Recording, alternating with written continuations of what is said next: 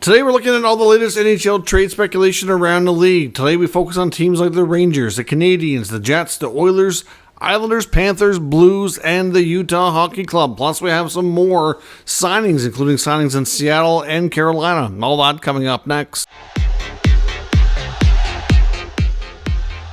Welcome back to another video here at Top Shelf Hockey. As I mentioned, we have some more signings to discuss today and then the latest speculation around the NHL. There's still actually a decent amount of free agents that are remaining unsigned as well. I mean, it's not a huge crop of players, but certainly some names out there that you would expect to get a contract and an opportunity and be able to play somewhere next season. So I'm sure there's likely going to be some more UFA signings here over the next week or so. But we do have a few more signings today, both of which are mostly players that were not in the NHL last year. So the Seattle Kraken have signed prospect goalie Kim Saarinen, who they drafted this year in the 2024 NHL draft in the third round. The Finnish goalie was one of the higher ranked goalies in this year's draft class, and he gets his 3-year ELC on the books.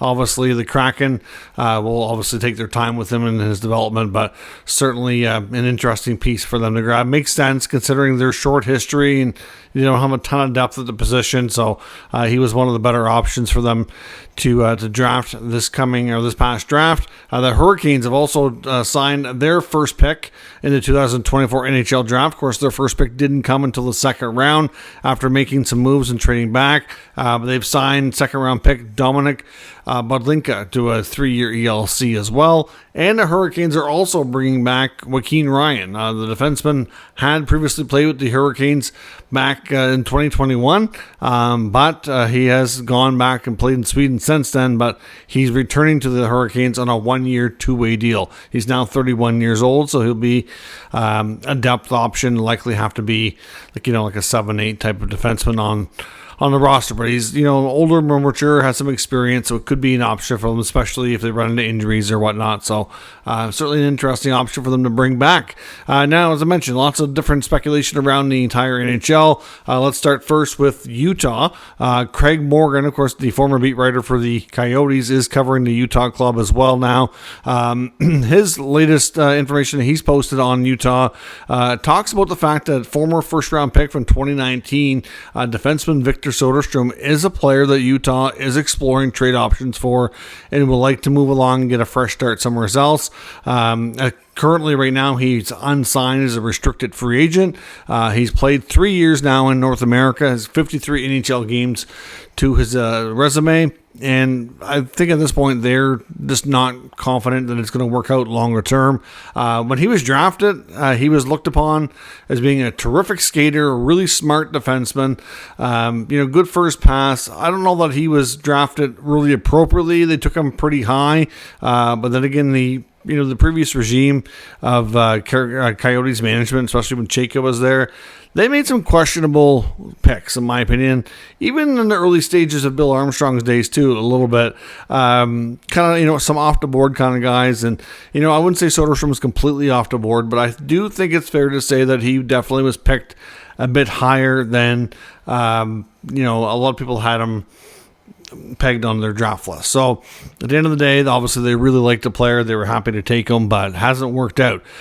So again, a younger player, 23, has some decent skills. At least it appeared as though that there was a good potential there when he was picked and back in 2019, and it hasn't materialized. So we see this kind of move all the time where you see players, similar age, similar draft status on occasion, looking for fresh starts, sometimes get swapped for other players. We've seen the Utah team make a lot of moves in regards to their blue line too.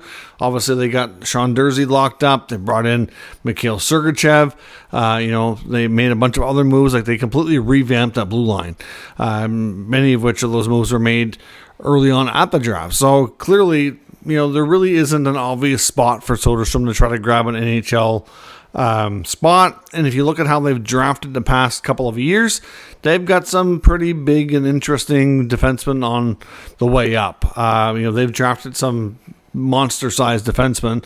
Hard to say if they'll all make it or what they'll things. Some of them to me look like they could be projects, but either way, like they've got a lot of other younger prospects from the last 1 or 2 draft classes that they would like to get more of those minutes.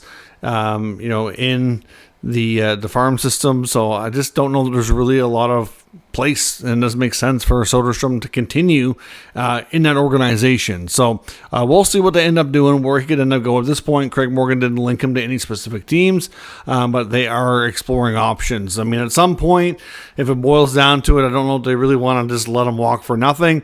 We could end up maybe seeing a case where they get him signed to a 1-year league minimum contract or something, and then maybe between the preseason and training camp, try to get him, switched to a new team at that point. But we'll see what happens. But the former first-round pick in 2019 is definitely available. Now, in St. Louis, we talked about a few days back after they signed Ryan Suter, there was certainly a lot of speculation about what that did for their depth and what that would mean for the other defensemen and what that could mean for the team and other moves we could see.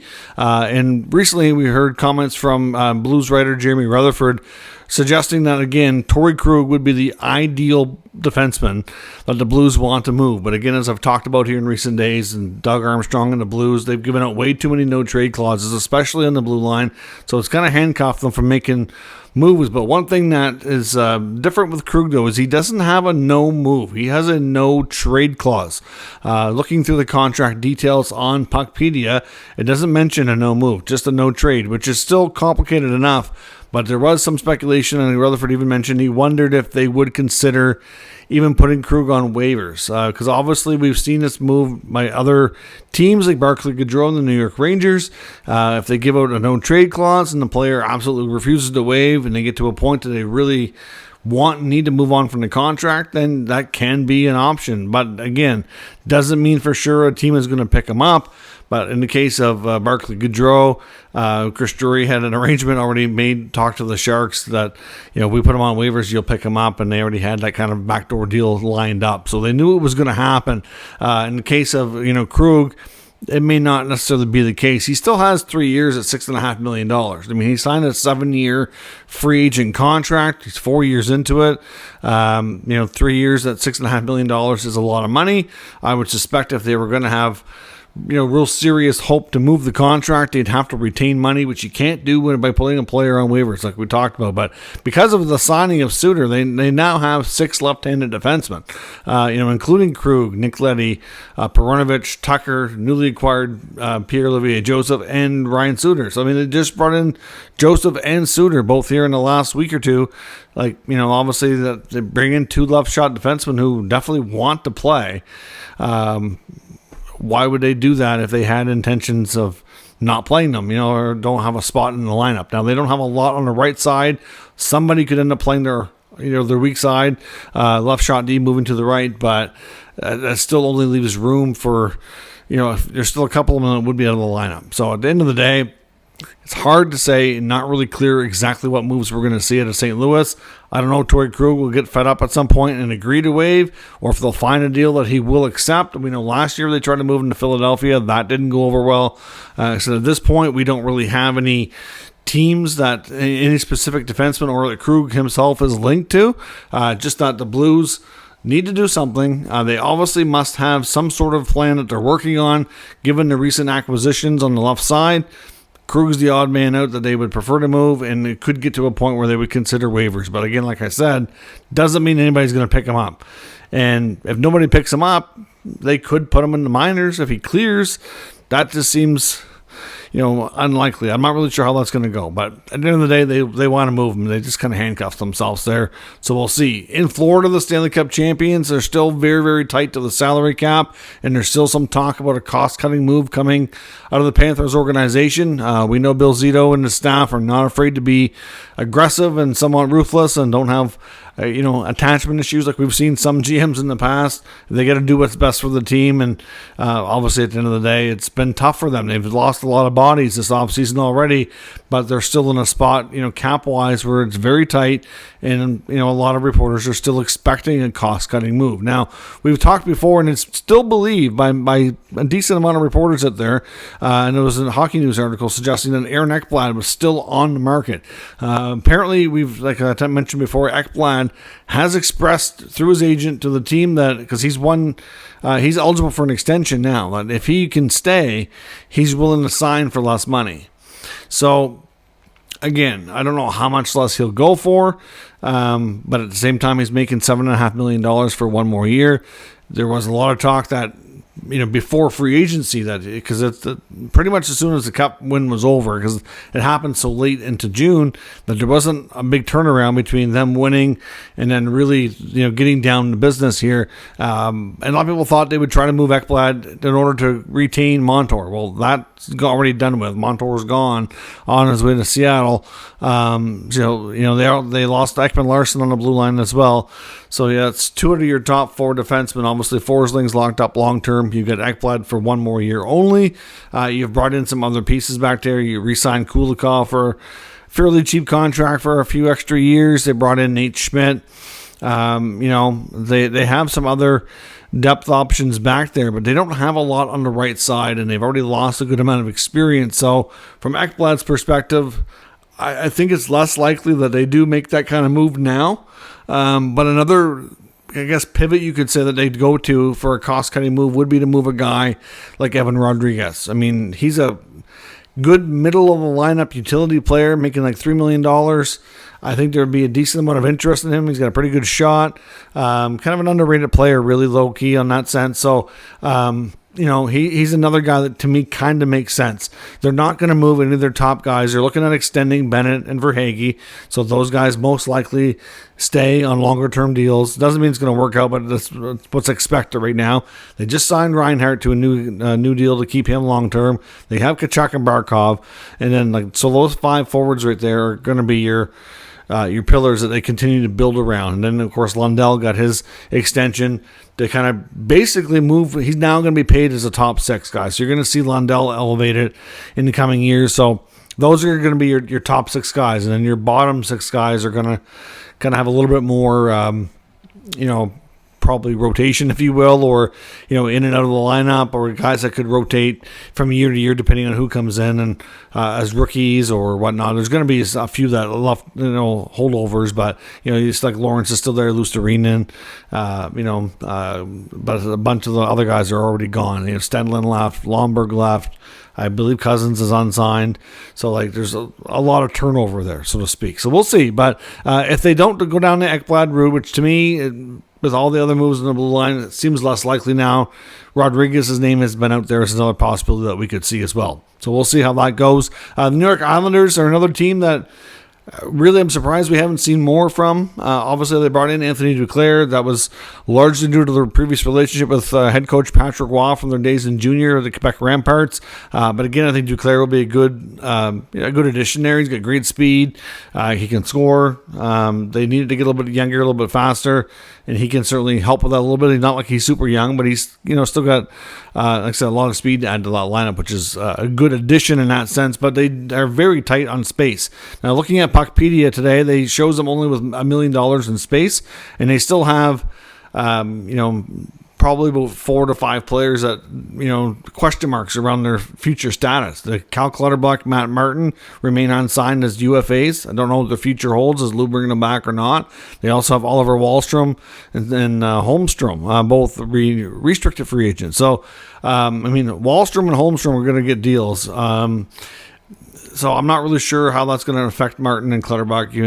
Lou tends to be the type that will keep either a deal signed and in his top drawer and only file it with the NHL in September. So, they've been pretty good about getting their deals out there and announced, but it wouldn't be shocking if something was in agreement with one of those. I can see maybe Martin. I'm not really sure about Clutterbuck. To be honest, at some point he has to move on from some of these veteran guys and get some more youth in the lineup. But the problem is, like I said, is regardless of who comes back and who doesn't, they don't have a lot of space. Now, if you look at their roster, there's some options here. Puckpedia also shows them with 3 goalies. So they signed Marcus Hogberg, who came back over from Europe, previously played in the NHL with the Senators. He could obviously be demoted. He'll need waivers.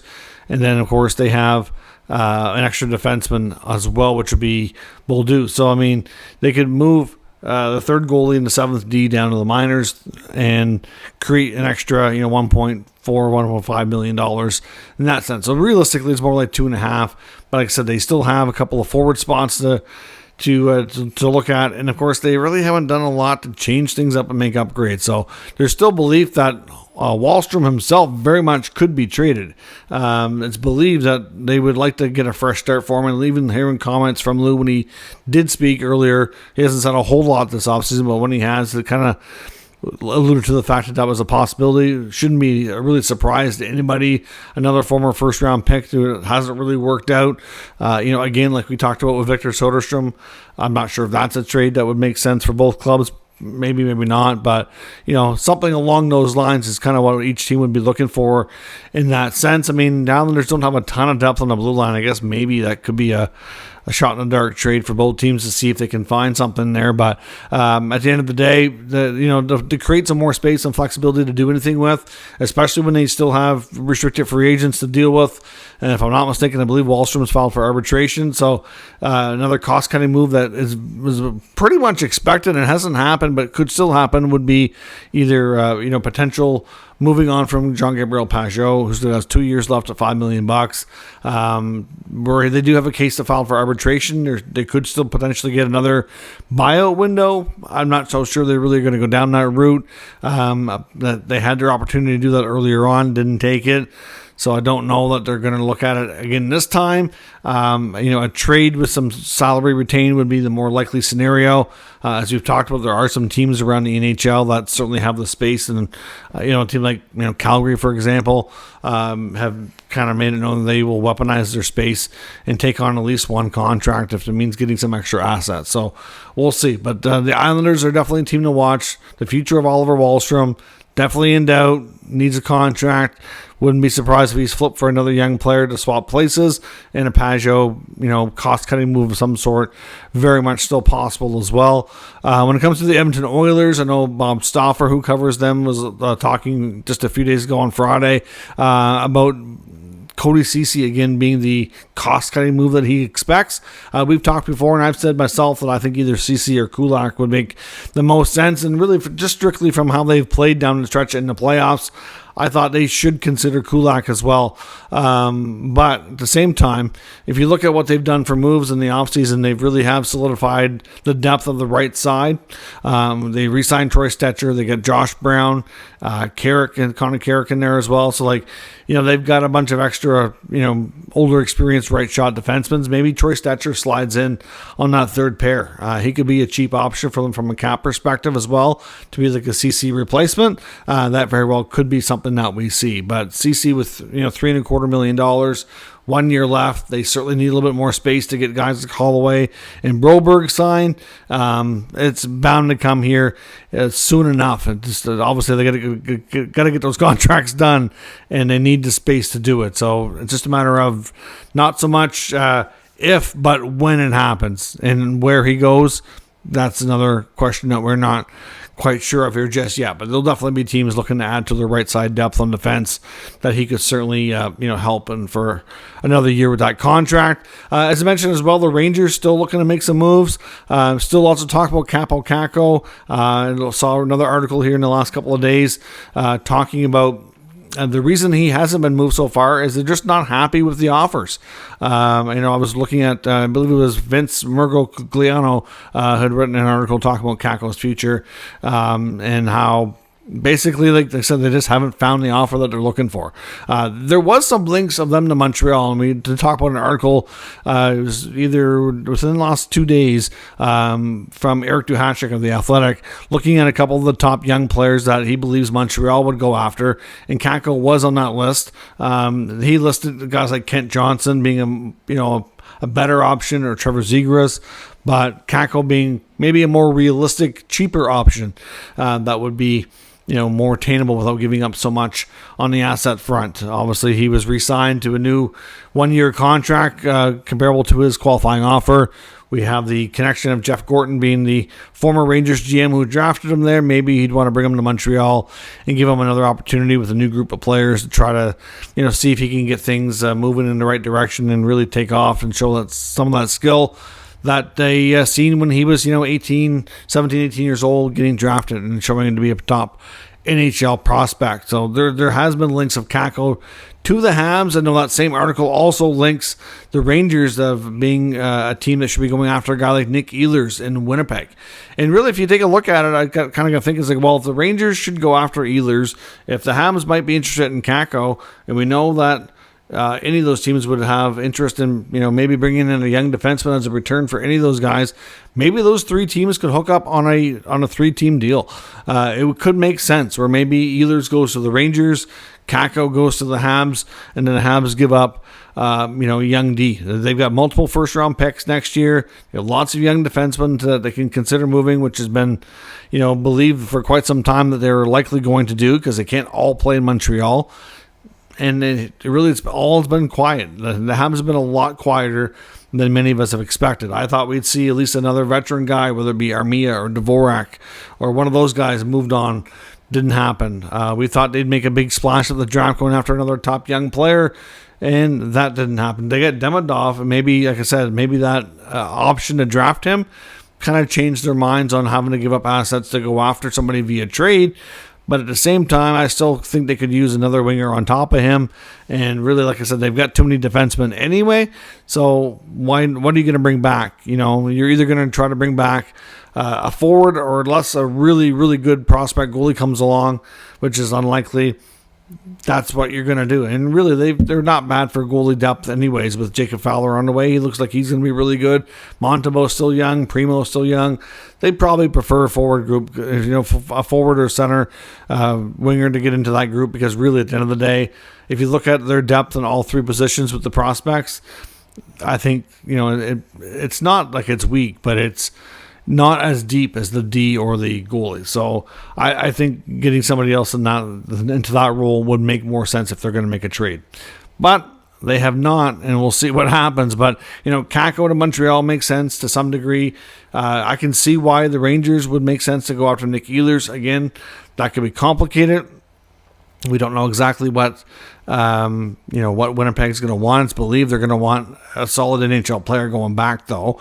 They want somebody who can take up NHL minutes right away on a Nick Ehlers trade. So that's why some of the Habs defensemen that, was believed like they could have been having conversations around could have been interesting to Winnipeg, because we talked before about how the Habs have been one of the top teams for Rutger McGroarty too, and that they reportedly do have an offer on the table, including Philip Mesar, as well as a first rounder and one of their defensemen, whether it be either Harris or Barron.